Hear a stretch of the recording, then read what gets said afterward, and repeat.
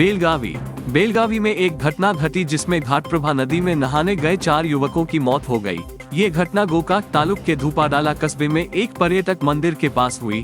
आज दोपहर 6 युवकों का एक समूह तैरने के लिए नदी पर गया था। इसी दौरान 4 युवकों की नदी में डूबकर मौत हो गई। घटना घटप्रभा थाना क्षेत्र की है।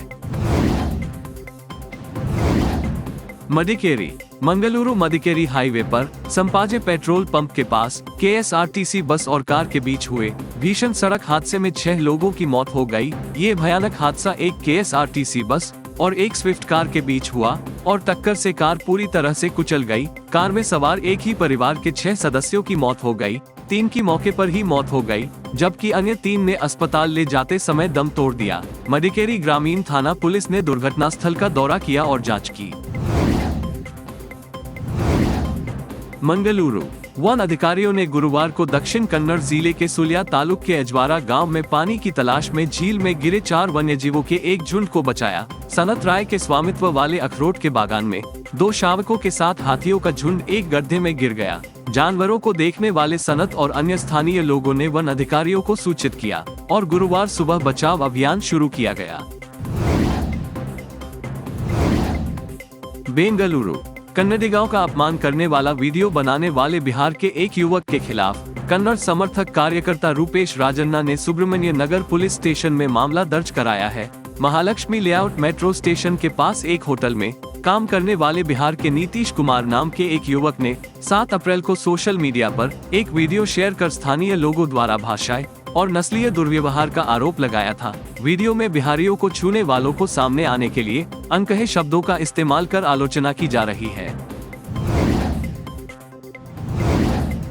बेंगलुरु मालूम हो कि शरद पवार की अगुवाई वाली राष्ट्रवादी कांग्रेस पार्टी आगामी कर्नाटक विधानसभा चुनाव में 40-45 सीटों पर चुनाव लड़ने की सोच रही है। शरद पवार ने 10 मई को होने वाले कर्नाटक विधानसभा चुनाव के लिए अपनी योजनाओं को अंतिम रूप देने के लिए शनिवार को मुंबई में पार्टी नेताओं की बैठक बुलाई है। पवार ने कहा कि चुनाव की योजना पर फैसला करने के लिए कल मुंबई में बैठक हो रही है।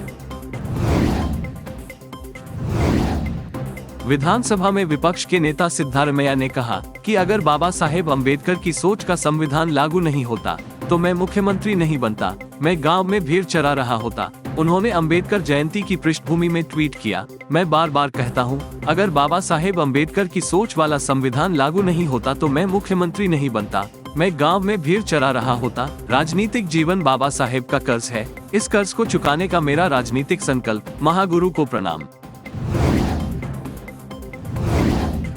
बेंगलुरु बीवाई विजयेंद्र ने कहा है कि ये कहना गलत है कि उन्हें सिर्फ इसलिए चुनाव लड़ने के लिए टिकट दिया गया क्योंकि वह भाजपा के वरिष्ठ नेता और पूर्व मुख्यमंत्री बीएस येदियुरप्पा के बेटे हैं। पत्रकारों से बात करते हुए उन्होंने कहा, पार्टी ने मुझे टिकट दिया है। हालांकि ये कहना सही नहीं है कि येदियुरप्पा को टिकट सिर्फ इसलिए दिया गया क्योंकि वह उनके बेटे हैं। जिस निर्वाचन क्षेत्र से मेरे पिता ने 40 साल तक प्रतिनिधित्व किया, उससे चुनाव लड़ रहे हैं। मेरी योग्यता, मैं शिकारीपुरा से चुनाव लड़कर बहुत खुश हूँ। उन्होंने कहा कि यह मेरा सपना सच हो गया।